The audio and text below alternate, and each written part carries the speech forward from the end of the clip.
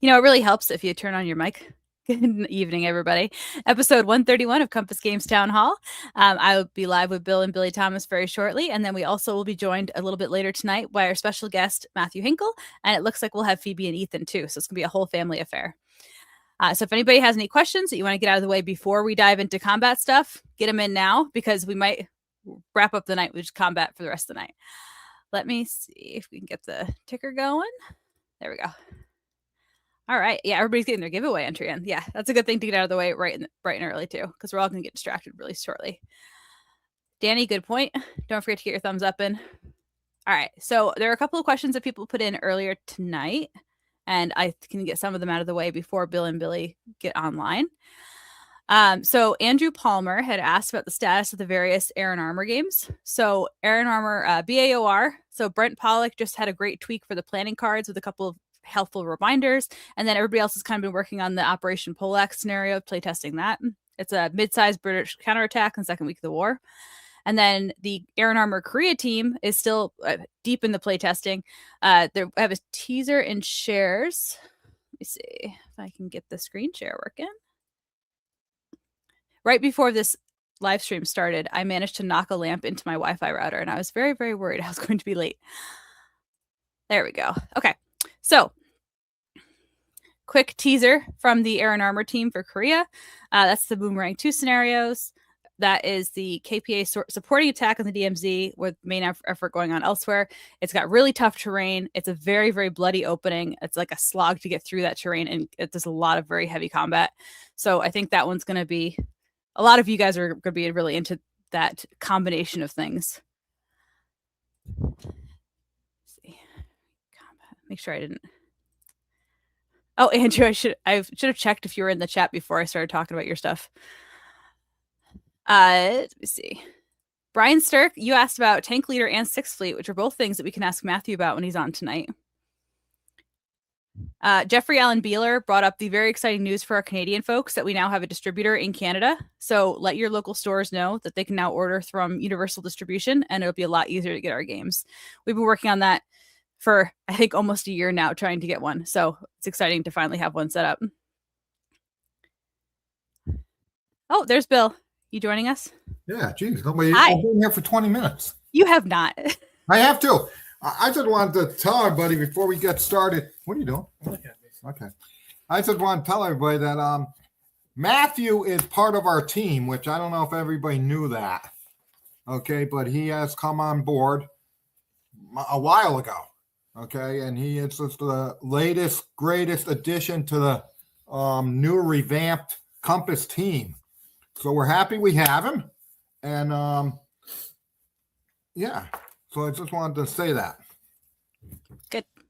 Did I hear correctly? Enemy action market garden is being worked on between John and Brittany. Yep. So that's good news. Updates on Panzer Ace. There were a couple of questions that came in before you guys hopped on. Yeah, I like Panzer Ace. It's going to be out this year. Manassas? Yeah, we don't have that in the warehouse, do we? I think that's on the next ship. So that's actually all done. We're just waiting for it to be delivered. Nice. Road to the Rhine? I'm just going to rapid fire. Road to the Rhine will be on Kickstarter. Go to the sheet. Hey, go to the website, Brittany. Oh, it's not on there, is it? No, but that's what I'm saying. So it's not on the, it's coming soon, but it's not on the website. It's not on our list of, see, it's not on that list yet. But it will be coming. Yeah, no, Prelude to Revolution. Yeah, we were going to have a French and American Revolution one, but the guy who designed it, very great guy, I think he's had real life issues, so let's put that behind. No peace? What? No peace? Yeah, peace to you too. No peace for 30 years. No, that's at the printers. Yeah. That's all done at the printers. And then the other one is in artwork. Peace, no peace for 8 years or something. So, yeah, we got a lot of asteroids. Yeah, I like asteroids. Our bi-weekly request for my sci-fi try game. We were talking about options for that today. Seahole you do not have to know any of the games to go and enjoy Expo. So let me get over to the Expo page and show you why that's true. So you can show up and not know any Compass games, any games at all. And you can go to any of the designer events, learn to plays, play testing, demos, all of those. Like play testing, no one knows the rules except for the designer. So you're on the same platform as everybody else. Demos, they're going to show you how to play anyway. And the designer hosted play sessions, the best way to learn how to play the game is playing with the designer. So they're going to actually walk you through all the turns and get an interactive experience. And I think you get to see a little bit more of the game when you play with the designer versus two new people, because you don't know all the nuances and like the strategy that the designer has kind of figured out over the course of years or decades in the case of some of our designers. So if you are thinking about you don't have enough time to prep, it doesn't matter. You can show up, know nothing, and you're going to have a great time. All right, I'm done talking, Bill. You can, sorry. Yeah, Universal. We have Universal in the United States, but for some reason you have to. It's a different Universal in Canada, so we had to get in on that one. What else? Got a ship date on VCore. No, you got to go to the schedule, Miss Brittany. And we're back. Gladiators hasn't been on the boat to ship over. That's on the next one to go out.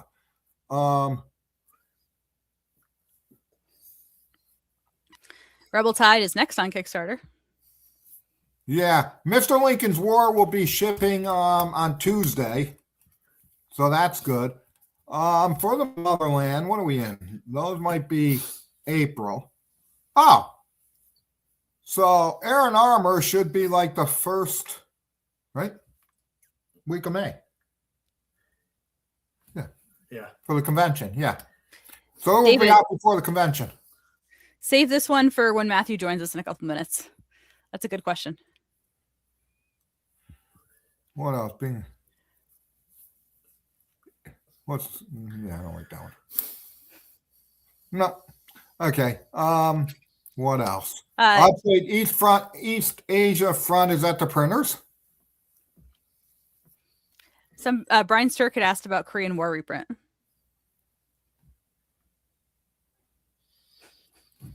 Yeah. Oh, I'll get into a story. You want a story? I'll tell you a story. Okay, here's how wacko people are. Okay. Okay. So I go on Console World sometime to the forum, and I get a stupid comment like, oh, Bill's being irrational by not doing, and I know who he is. It's a guy I know. I have no problem with him. Okay, but he writes, Bill's being irrational with Vassal. Okay, I won't buy games because he doesn't have Vassal.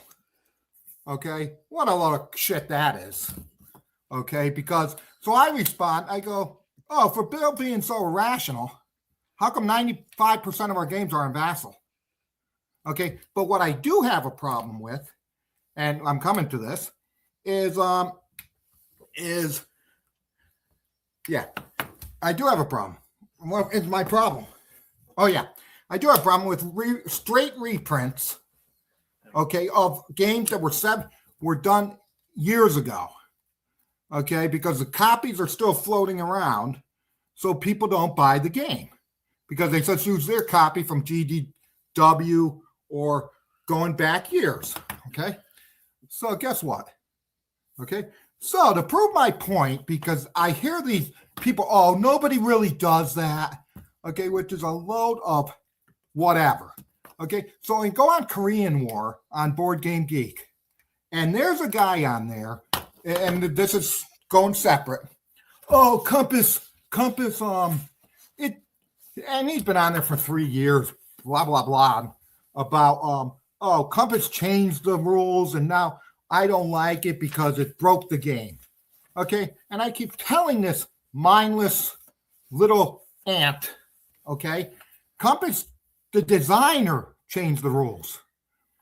Joe Pekowski had played the game for 30 years after, had enhanced it, had done many play tests with people, got people's stuff, okay, and he and I said, no, we didn't do it. Joe did it with years of more thing that he had when he published it in 1980. So I'm reading through, and this guy comes and says,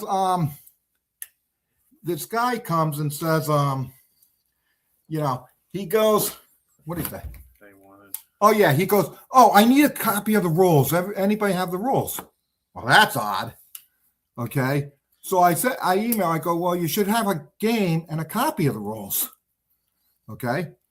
So then he's asking all these questions about, he's going on Vassal and he doesn't understand because there were enhancements made. So people are responding and explaining it to him. One of them was this guy who has commented throughout the whole thing that Compass changed them and not the designer. Okay. So I wrote, okay, I told him, I go, you're helping a freeloader play the game on Vassal without buying the game. So when people yippity yap in my freaking ear and saying it doesn't happen, you're full of shit because it happens all the time. And my thing is, don't give me garbage because I still do Vassal. And why do I do Vassal? Not because I like it. It's because it's the right thing to do for my customers. So my whole thing is, oh, he's irrational. Do I sound fucking irrational? No, I do not. Okay, so it's ridiculous. So that's my rant for today. Okay, what else we got? Good. You missed a really fun thread on Board Game Geek. I'm surprised you haven't commented on that. Which one was this? There was a thread where some guy made a post and he's like, I can't find a single learn to play video for this game. How am I supposed to learn it? And I'm just thinking, this is the dumbest post ever. But the first comment, not anybody from our team, is usually the box includes a booklet that covers that. And I'm like, yes, thank you. What game was that? I think it was Desert Blitzkrieg. No, I don't think it was. It was one of the recent ones because I was going through the questions. Just could not believe that. Yeah. So what I say is, okay, when people and then some people went off on Vassal, on me, on Vassal, on cons, and I just don't read it anymore because you want to know something. Okay, we do Vassal, as you can see, so I don't want to hear the garbage. Okay. But, okay, now what do we got here? I'm off that. Maybe a little enhanced. Okay, I think he means first rant of the night. No, because this is my first and last. Because why? Matthew's going to be here. And once Mathew comes in, I check out. So you'll all be happy about that. Because I won't say anything. What else we got? Brittany? I think we're about to have Mathew. Do you want to have Mathew? Oh, yeah, I like Mathew. That's adamant. Welcome. Thank you. You may or may not be pleased to know I don't rant. No, you don't rant, but you like to talk. There's good things to talk about. Why not talk about them? And I said some nice things about you, but I take them all back. But what are you going to talk about today? That kind of depends on Brittany. She's the one interviewing. She's got this show. I've got Phoebe to the right of me, my daughter Phoebe, and Ethan to the left of me. And I don't know how long they're going to stick around, but they are very much a part of our team. Ethan does most of the graphics work for Compass or for Combat System, excuse me. Phoebe did this stunning Combat Series rules cover, and she's done the cards for Combat. She also did all the graphics for the new White Death reprint. It's a stunning package. It's a beauty. And Phoebe did all that. So it's a family affair working with Compass here, and we enjoy it very much. So I think one of the big things that a lot of people are all wondering about is with the series rulebook. So what are some of the biggest community pain points that you really wanted to address with that new series rulebook? The new series rulebook, if you're talking about pain points, the grenades were kind of one of the big ones that sticks out with me. Didn't work well, obscure language, open interpretation. Light of sight was a continual issue. And we have Ethan to thank for these stunning line of sight diagrams that he put in the rules. He was really the one that worked out the line of sight, gave us these nice diagrams, and made it understandable and precise. And so if you enjoy those line of sight rules, you have Ethan to thank for that. I hate line of sight rules. I hate them more than Bill hates facing rules. Well, I hate line of sight rules too. They're a pain to write and a pain to play. Oh, we got our first. Oh, this one was from earlier, but I wanted them to re-ask it when you got on. Will AFVs be introduced for the new combat rules at a future date that can be used retroactively? Absolutely. This week we are finalizing all of the work on Combat Blitzkrieg. You can see its cover back behind me there with the Polish soldier with the BAR. Combat Blitzkrieg is going to include, 70 tanks, different types of tanks. And it will cover tanks for 7 different nationalities, everything up through Combat Blitzkrieg, with rules to use them retroactively with specific armor scenarios as a bonus in that. It helps make Blitzkrieg just a powerful package. But yes, we're going to give you lots of tanks, anti-tank guns too, and light anti-tank weapons, all for combat fun. So one of the other key additions, other than the series rulebook being a big thing, is the confidence system for all the second-gen combat games. Can you talk a bit about how that came to be and what that adds to the gameplay? Yeah, the combat system, or the confidence rules, they're an optional rule. They're included in every game as an option as part of the game rules, not as part of the series rules. And the way that came about was when we were playing combat. Right on. When we were playing combat, we're digging on Board Game Geek for gamer extras, gamer add-ons, because there's some really smart gamers out there that come up with some really sharp ideas. Now, a lot of those add-ons are over the top. They're too much. They're too fiddly or whatever. But we did find some really good ones, some of which were incorporated in the series rules. And so, like the confidence one, we found that Clifton Franklin had made the original of that. And we thought it was such an excellent add-on that we put it in each game. And what the confidence rules do is they're measuring each side's ability to take punishment. At what point do they say, we've had enough, we're getting out of here? And without those rules, you've got, let's say, a scenario that's 10 or 12 turns long. And you're a competent player, so by turn 7, you've got the enemy beat. The next 5 turns are really, they're a letdown. They're boring because you're just wiping up the enemy. With the confidence rules, either you or the enemy knows it's time to get out of here, and so the scenario ends prematurely. So in that regard, I think it's a wonderful addition. We almost never play without it, which is to say we almost always play with it. I love the confidence rules, but it's an option. You may not. You may want to mop up every single enemy character on the map. That's up to you. Will the rules for the AFV be changed from the Volume 2 rules? They're entirely different. We started from scratch. No comment on the Volume 2 rules, but we started from scratch. And so they're going to be entirely different, worked from ground level up. We made them to fully integrate with the existing combat systems that you know and love, which makes the learning curve very easy. There's no new charts, excuse me.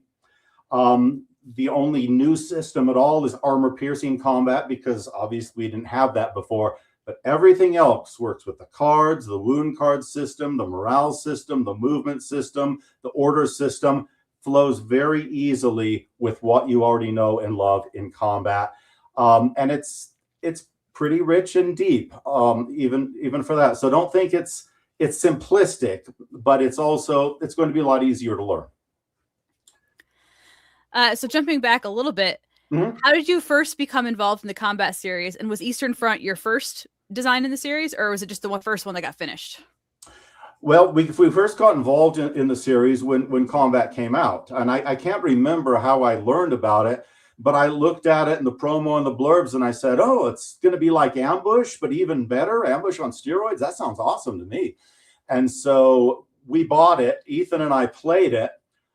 We played and we got demolished. Okay. We got absolutely thrashed, but we loved getting thrashed. And I was able to recognize there is an excellent game system here, whether or not I won. And so we went on to learn it, and learned it so well that we dragged Phoebe into a campaign game, and she loved it. She loved it so much she wrote a book about our campaign game. But when we're playing it, Combat Volume 1, Combat Volume 2, we're looking at it and saying, you can only play Americans in France in 1944. That is so limiting. That is so wrong. You should be able to play anybody and everybody in any theater of World War II and beyond. And so we on our own started coming up with a modification to do Soviets against Germans, of course. And it would have been in the late summer of 2024. We pitched the idea to Compass, Sir William Thomas, because he's actually a game management genius. He bought into the thing and let us run with it. And he allowed us to revise the series rules because there were a lot of clarification issues in the old rules. But Eastern Front was our first one, but from the start, we had a vision for far more than Eastern Front. We wanted every nationality in Europe in World War II eventually to be involved in this. And by the time our fourth combat game, Blitzkrieg, is done, we'll have the Germans, the Soviets, the Americans, the Italians, the British, the French, and the Poles. We'll have 7 nationalities and different orders of battle for those nationalities. So speaking of all the upcoming combat games, which of the upcoming games are you most looking forward to see released? All of them. and that's sincere, because having played all of them, I go through the game rules and look at the scenarios, and the memories are so rich. We have packed these with so much subject matter. Blitzkrieg is the capstone. It's the 4th one in a sequence. It will finish the major power nationalities and at the same time introduce armor, which again was Sir William Thomas's genius. We wanted to do armor as a separate product add-on, and he said, no, put it in a game. So you're going to get it in a game, in a real game. Thank you, Bill. And they're all great games, but Blitzkrieg just blows the lid off of things. I think Dudley had asked this one on one of the Kickstarters. How about the Finns? Okay, that's a very good question. We have a vision, because it all has to do with vision that we had from the start. And the vision is to include all nationalities in Europe in World War II, including the Finns, the Hungarians, the Yugoslavs, the Dutch, etc.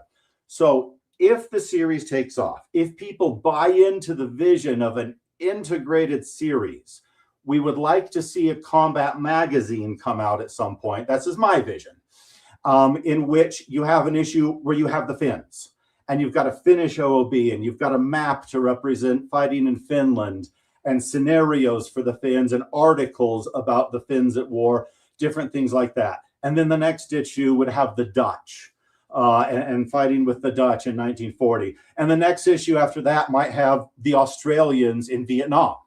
You know, there's no end to what we could do. But to me, that's the best way to get a lot of those lesser nationalities that really wouldn't fit in a big box integrated within the system. Got it. And speaking of magazines, you had another fun challenge in the form of Paper Wars 114. So Yes. What were some of the biggest challenges in translating what is a very large box game into the magazine format? Yes. The biggest challenge, the Brecourt Manor Assault was passed on to us. And the biggest challenge with it was the historical battle had over 20 Americans. That's twice the size of a normal player squad. And it also, the historical battle had between 50 and 60 enemies. That's about twice the size of the normal enemies. The historical battle took, 3 to 4 hours? And we're crunching that into 10 to 15 turns, which is half an hour at the most, less than half an hour. So the biggest challenge was, how do we compress all of this into a game and make it playable and yet make it fairly representative of history? And that's the key. Brecourt Manor is not an exact replication of history. You can't do that because of the numbers involved, but it is a really nice representation of history. And we had that passed to us. And in 3 weeks' time, this was the other great challenge, Brittany. We had to create a map from scratch. Ethan did that. We had to create all of the counters from scratch, including vastly improving the enemy move system. Breakcourt Manor, being a magazine game, does not have cards. It has counters that you use for the moves. It worked great. It really does. It works great. But we had to create all of that from scratch. We had to create the rules from scratch because what I found had to be redone. And the original game had one scenario. So you play it, one and done, it's over. I said, that doesn't work for our combat vision. So we put 4 scenarios in so that you get replayability with this thing. And we had to play test all of those 4 scenarios, and we did it in 3 weeks. 3 weeks to do all of that. And it's a really, really nice game. It's a great way to get into combat because you're going to get the series rules in the Paper Wars. You're going to get the game rules in the Paper Wars, the maps, the counters, everything, and it at a low price. It's not the full combat experience like you will get in Eastern Front or something, in that you don't have all the chrome, but you will get a very fun playable game. So I was really pleased with that and still am. It's a great one. One of the things that I think people aren't really going to notice until we get a couple more of the second gen games out is how much the random scenario generator expands with each one. You're going to be able to mix and match the OOBs from all the second gen games. So what are some of the more unusual or not as often covered conflicts that you're going to be able to explore with those combinations? Well, let's say you collect Eastern Front, Tunisia and Sicily, Crete, and then Combat Blitzkrieg. You'll have 4 games there. You can have, and we have sample scenarios like this, of British against Vichy French in Lebanon and Syria in 1941. We've got a couple scenarios that are set in Morocco and Algeria, November 1942, Americans against Vichy French. We've got a wonderful scenario in the armor rules where you've got German Fallschirmjäger, parachute infantry, attacking Italians who are trying to stop them from getting to Rome.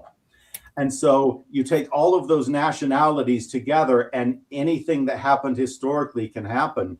We've got Soviets against Poles in 1939 for the stab in the back there. There again, there's no limit to where we can go with this, and it's all with that same wonderful, fantastic combat system. Can I just say something? I went online 2 seconds ago and I ordered all the combats. And I own the goddamn company because he sold me on everything. He's a great salesman. Yeah. So Dudley, I think Matthew's actually ahead of you on that because you do have a section in there on how to play with the regular cards, don't you? I don't quite remember, Brittany, but it would take 0 effort to do that. Yeah, I think there's a little text box and inset of how, if you have the combat decks, you can use them instead. I think I'll double check. But yeah, you can absolutely use the cards instead. It's no problem. And whenever we get to Combat Elite, we're going to do a American Paratrooper OOB as part of that. And then there will be rules from there how to use the 1-inch counters to backtrack with Breakcourt too. So we're going to mix and match this thing. Blue Water Navy Pacific project is going well. The challenge there, as anyone who reads the Board Game Geek comments would know, is to take those rules from what everyone agrees is a fantastic game and make them more accessible, more understandable, so that new people can jump in and say, this is a fantastic game. And so it is going well. That is the focus right now. I'm tag teaming Blitzkrieg with Blue Water Navy Pacific, but Blitzkrieg is nearly done and I can focus fully on Blue Water Navy Pacific. Done some updates on the map, a lot of updates on the counters. Same game system you know and love as the original Blue Water Navy, just set in the Pacific. We're not changing the thing. I'm enjoying it. Oh, I misspoke. There is a section called card play, but it's the explanations for the counters. Okay, but yeah, if you know how to play combat and have the cards, it is 0 problem to substitute the cards for the counters that we have.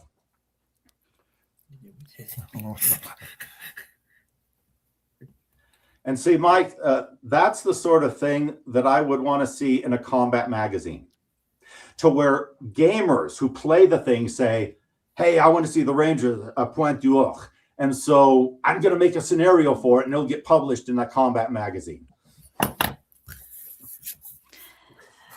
Speaking of scenarios, what's the kind of largest scenario in Combat Eastern Front that people can get set up? Operation Kutuzov, I think it's scenario 7. It's at the north flank of the Kursk battlefield in 1943, summer 43. The Soviets are counterattacking. It's a 2-mapper. I love that battle. You actually have 2 German squads. You're the German defender, and there are hordes of Soviets. And every turn, you feel like everything's about to cave in. And so I love the tension of the scenario as these Soviet waves come at you over, by the way, pretty flat, clear terrain. So those Noahs and Nagants carry quite a long ways when they fire. That is a great scenario. It's a fun scenario. And someone asked about the retroactive in the combat armor rules. We tell you how to put tanks in that scenario, to go back and put tanks in that scenario. It's a good one. Yeah, Well, that's a good question, Dudley. Oh, thank you. Okay, Dudley. Honestly, what I'm advising people is reread the whole thing. You will find that 95% of it has not changed, but here's the problem we have, Dudley. There were so many clarifications. And person A played the game right. So when they read the clarification, to them, there is no rules change because that's how they were playing them. But person B was playing it wrong. Therefore, when they read the clarification, to them, it is a rules change from how they were playing it. And so someone had asked me, will you give a list of the rules changes? I can't tell you because the rules changes depend on the perspective of the person who is reading it and playing it. I can tell you the line of sight has been systematized. What? So it's very, very well organized now. The grenade rules have changed, but there's clarifications all over in the melee system, orders, everything. There's just clarifications all over. So this one I thought you guys would have fun with because you're so narrative when you play. So what's the most interesting timeline you've ended up on while playtesting the game? What do you mean by timeline? So the ahistorical result. Oh my. I'd have to ask these guys. I don't know. See, I thought you'd have like one right off the top of your head. You guys are writing novels based on your campaign. An ahistorical result. I mean, I can remember specific events, like when I love the Commissar rules. Pankov the Commissar made the troops go berserk and they all charged. That was a great memory.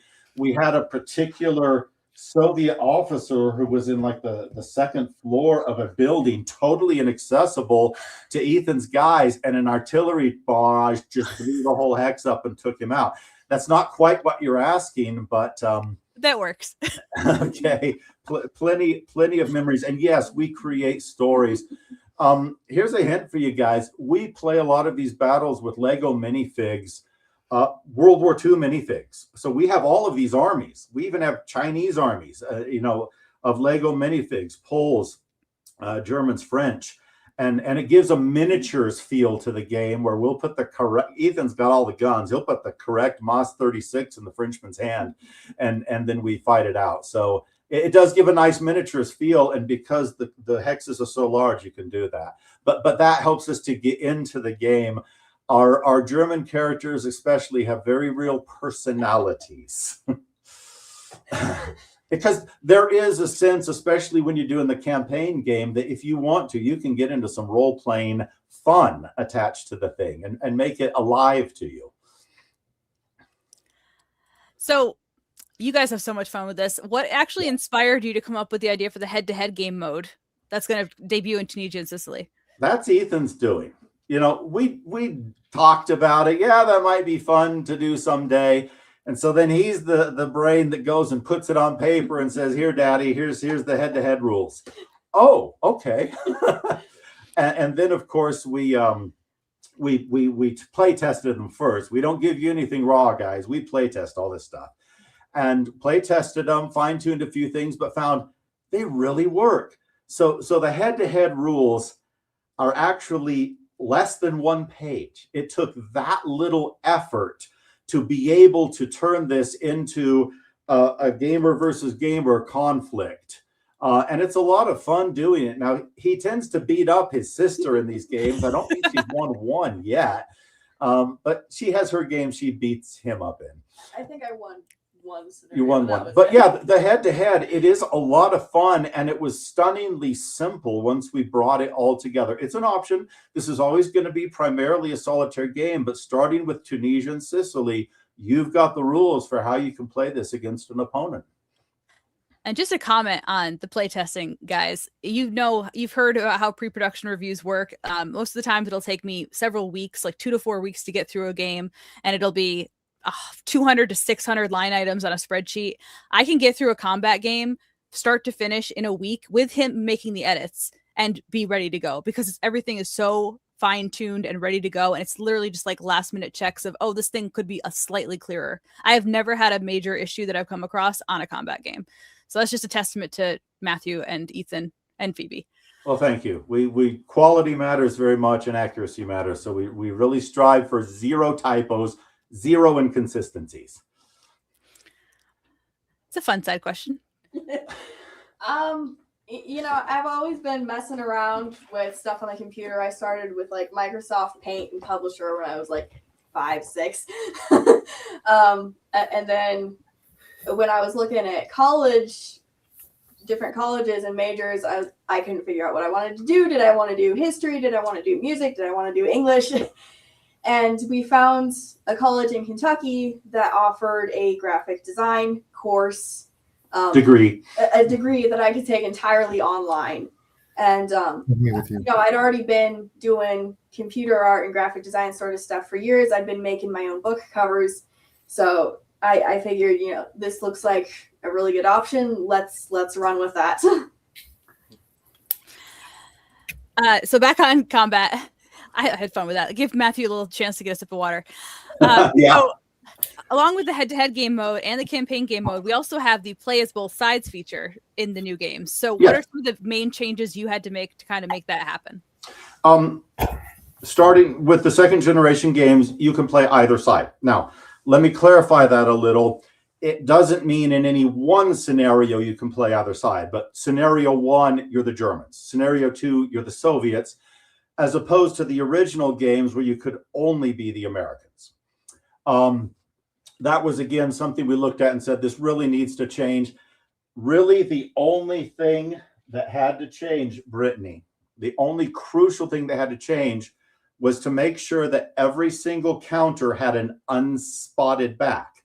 For those of you who have Combat 1 and 2, you know that the Americans do not have an unspotted back.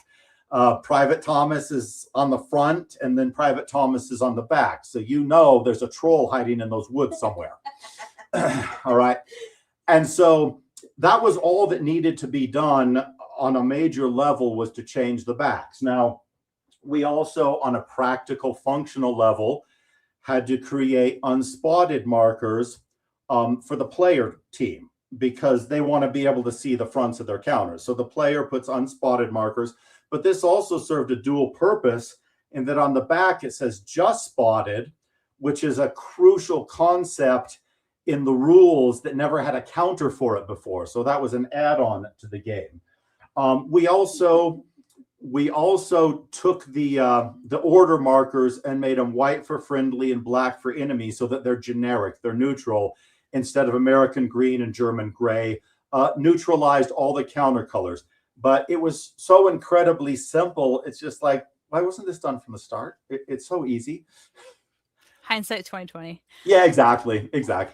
So I've seen a couple of questions. Guys, we're not ignoring the questions about Combat Pacific. That's just not Matthew's game. It's not. So Combat Pacific is still being worked on in theory. Haven't had an update in a little while. But that one is not Matthew's fault that it's taking so long. Wow, that is some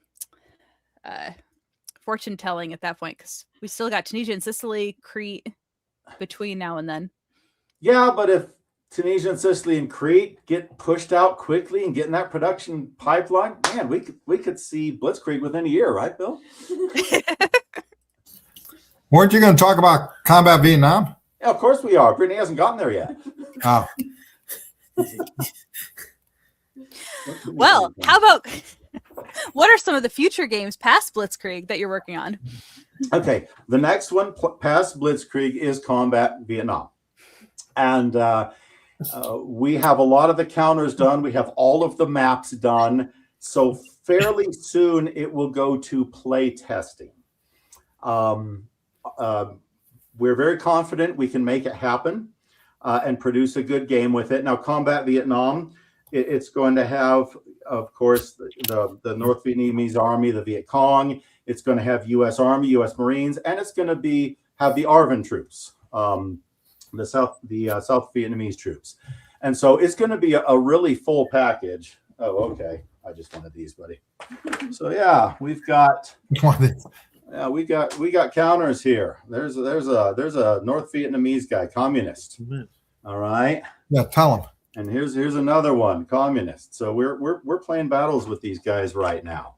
And after Vietnam, we're planning on doing Combat Elite, going back to Europe for the fifth and last, at least from my point of view, the fifth and last boxed game on Europe. Combat Elite will have U.S. paratroopers. It will have British paratroopers, and it will have German SS, major OOBs that gamers really like to play with. Okay, after Combat Elite, we're wanting to go to Combat 1985. Hypothetical Germany, 1985. The first volume, we're looking at U.S. Army and West German Army against the Soviets. So combat there. And then we may look at Combat Korea after that. So those are the full games, combat games we have planned right now. Have you ever had an idea for a combat game that just turned out to be a poor fit for the system once you thought it over a little more? There's stuff we're kicking around. We talked about combat fantasy, but since that's really more hand-to-hand combat, I just don't know that is a good fit. Combat space may still be an idea out there. You heard that, Mo. Mo mentioned mechs. So we may do some combat space. It would be fun. The fun of that is you're making your own universe, so you kind of get to do your own thing with a space theme to it. Others have suggested ideas that I looked at and said, no, this isn't going to work. As I told Sir William Thomas on one of our company meetings, because I know the system so well, I also know its limitations, and there are places you just can't take it. So there will someday be a limit to the boxed games, but we do have a lot of them ahead of us still. So this is a question for Bill. Do we have any solo games that are Cold War? I don't think, I feel like, am I forgetting something really obvious? I don't think we do. No, I don't think so. That would be a big win for those guys. Well, we'll get you Combat 1985. Oh my God, he is a funny character. Oh. Combat Medieval, that'd be fun. Siege Combat. Okay. All right. Anything? I haven't seen anything else in the comments. I hope I'm not missing anything, guys. So, what's your favorite new mechanic in Combat Eastern Front? Oh, favorite new mechanic. I do like the confidence thing that we've added that we just talked about. I love what we did with offboard artillery. Offboard artillery did not work very well in the original games. It works very well now. It's a great system now. As I said, I love the Soviet commissars, what they do to it. And every game has national characteristics. The Soviets have their own, and the Germans have their own. The Americans have their own. Love the British national characteristics. And that's taken, from history. But it adds something more than just a cardboard counter with a different color. that plays the same as every other cardboard counter with the different colors. Some of those are based on stereotypes, but usually there's an underlying reason for stereotypes. And so I love the national characteristics that we have built into the game. What else is really fun and new? The random scenario generator, of course. I mean, that to me, that is the pièce de résistance. It is the stunning thing, because you can have thousands of scenarios that you've never played before with that random scenario generator. And then you can do the campaign game and run through the campaign game with it, which we've done several times with several different nationalities. We did an American paratrooper campaign game, a British campaign game. And those things give such endless replayability to these combat games. So that would be my favorite, Brittany, is the random scenario generator married with the campaign game system. Got it. You mentioned the artillery, and that's just one of my favorite charts in the whole game. So I found the Crete one faster than I could find the Eastern Front, but very similar overall. I really like how you ended up doing this with the D6, D10, depending on how close or off target it is, and it's very clear where it ends up. You're not counting things off. Yeah, I like it. Thank you. It works very well in actual play.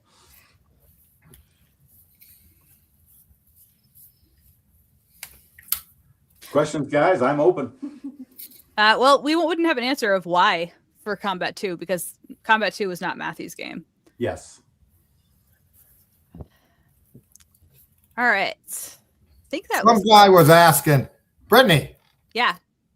Some guy was asking about Combat Elite. What was the question? I don't know. Helpful.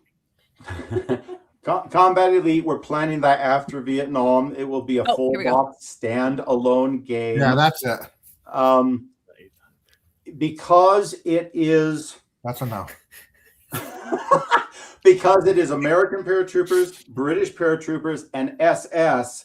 Therefore, all of the built-in scenarios have to be the Americans or the British against the SS, because that's what's in it, and it is a standalone game. However, Pegasus Bridge, we will give you the tools. You will have the tools that you can make a Pegasus Bridge scenario for the Combat Magazine.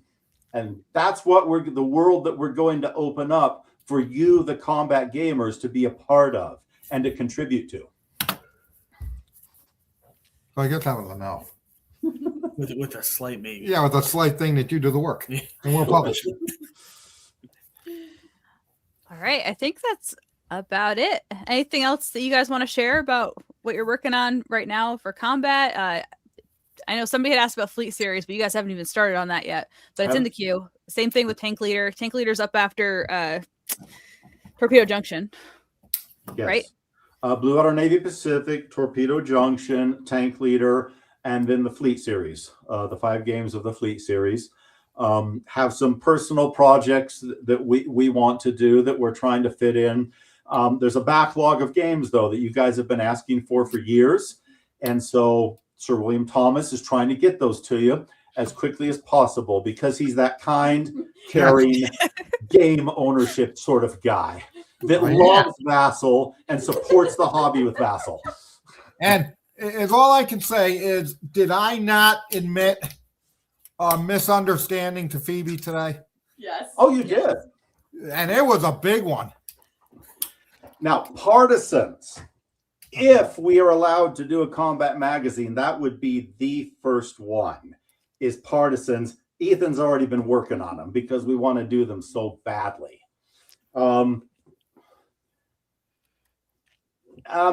Yes, there is. That debuts in Combat Crete.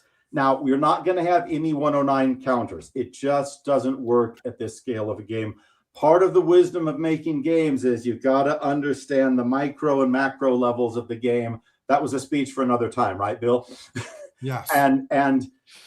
So you're not going to have individual counters. The ME 109s are not going to run out of ammunition. This is not ASL. This is combat. And so we do represent air power in the form of strafing and bomb strikes, starting with Combat Crete and in Combat Blitzkrieg also, and retroactive too. in order to have them within certain scenarios, and then also the random scenario generator.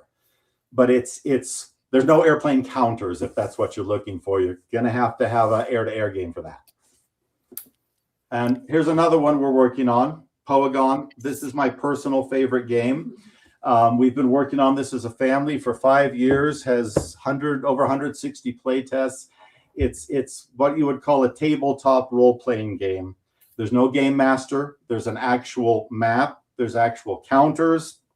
But you take on the persona of a character and go through the land of Poagon, trying to fight bad guys, gain treasure, and become the eventual king of the land. Fantastic game. Love playing it. And so Brittany is reviewing that now, and we'll see where that goes. Yes. Hoping to wrap that up soon. All right. I haven't seen any other questions coming in, so we should probably start winding it down. Anything else that you wanted to share? Oh, I'll think of things after the fact, but that's all Of right. course. We've done a lot. We can always have you back on another time. We know where to Yeah. find you. Yeah. All right. So thank you so much for joining us, you guys. Really appreciate you taking the time. Thank you very much. It was a pleasure. Nice going. Good job. All right. Well, how do you continue after that? You know, You don't. Oh, of course, a question comes in as soon as we take them out. I'll get an answer for you on that and share it over on the Facebook group. Okay. So for non-combat stuff, I have a couple of quick things. Do you have anything that you want to talk about? No. Okay, because I could not resist. You guys have always been asking about Viking Dawn. You have got to see the counters that Nadir has been putting out for Viking Dawn. We liked the clan-specific shields so much that we're going to put them on the little player screens. So there's these little screens that sit in front of you and have the charts like standing up in front of you. It's going to like guard your pieces. So we like them so much. We're going to put them on there. And I think one other place, it's just really, really like the long ships. The sheep is just a complete morning mood. Like it had me cracking up. But they look like eyeballs. The shields? Yeah, they Yeah, look that's like what eyeballs. that's what they look like. Don't you remember when Greg brought those prizes for the tournament last year? That's what the No, shields. I know, but are they eyeballs? They're not eyeballs. I do that one. The purple one does look like. an Oh eyeball. yeah, I know what they are. Yeah, okay. They're eyeballs? It's almost done. That's been years. It has not been years. It just went into artwork. Like what was that, Greg? The end of last year or start of this year? Years ago? Just went into artwork. Not. Viking Dawn solo mode. This gets asked every single time, and then I always wait for Greg to tell me because otherwise I'm going to put words in Greg's mouth and he's going to get mad at me. Clan Visine. I love that. Okay, let me see what else I have in here. I have some Atlantean Wars counters. So this is Julian Bonnard's game, designer of God Kings. Oh, eyeballs. You liked a couple of them. So this is just one of the factions. It's simulating mythical wars after an ice age where all these mythical empires have woken up and everybody else is kind of like beaten down to like Snowpiercer level low tech civilizations. So they can take over and these mythical creatures can easily become the gods because these people have nothing else. So it's 4 empires. It's Atlantis, Mu, Hyperborea, and Lemuria. And then you're going to have its total nuclear war with arcane weapons and war machines. So magic, nukes, everything all together. I think that's going to be a really, really fun one. We're working on like a modular map system. So kind of like the Risk mobile game where you can actually like change up the map between games. Sure. I think it's going to be fun. You have to send it to the... I'm going to get out of there. And then the last one I wanted to share was Red Banner Northern Fleet, because I know a lot of you guys like over time have asked about this one. This one is Sean Chick's design. So this one, it's Cold War, early summer 1983, 3-day turns. So one person's NATO alliance, the other person's Soviets, Warsaw Pact. And the counters, Bruce has been doing a really nice job on the counters. Oh, look, come before. Thanks, Jake. And then all the different subs. I love all the sub silhouettes. He did a really good job because you can make sub silhouettes look pretty similar, and he made sure they were all very distinctive. And originally we had wanted to put all like full art, but the silhouettes do such a good job. We're good with that. And it's going to help with the color coding too. Okay, I am done. What? Okay. Well, You're gonna give me what's it called away? what? Okay. I guess we'll give Combat Eastern Front away. Combat Eastern Front. Ooh, big one. That's what you said. Yeah. All right, get your hashtag town halls in, everybody. We still have 4 minutes. I was just letting you. Seems like you were done with my shares, so. This is he ruined the night. Who did? Me. Yeah, Bill. Give away game. All right. Do you want to give something away and go right now? You still got time. 4 minutes. No, not even. You got like 1 minute. No, he really did. I can't. He exhausted. No, I can't go after him because he was so good. He showed you up. Yeah, he showed me up, so I can't go after him. Yeah. Okay. I'm the lead guy. I'm not the second because the lead guy will always, right? Yeah, I guess Yeah. so. Because he did so well, I can't follow him. Okay. Yeah. Then I will get the giveaway tool pulled up. I have so many other games that have updates, but we just did not have time because it was a great conversation with Matthew. But next time we'll have some updates on Pirate Hunter, Storm of Steel, SPD Dauntless, Time Lag. We got some good stuff coming up. All right. And did you tell him what we're looking at for the spring? No. Okay. Let me get the details on that, and I'll tell them next time. Okay. So now you guys know that there's something super secret in the works for Spring Expo. So make your decision now. What? Okay. People watch this. I know. You don't get it. What you yelling? Yeah, if it's overseas, I'm gonna kill myself. Overseas. Because it Can't costs tell. $1,000 to ship it. It's so heavy. Yeah. All right. Congratulations, Dan Says, over on YouTube.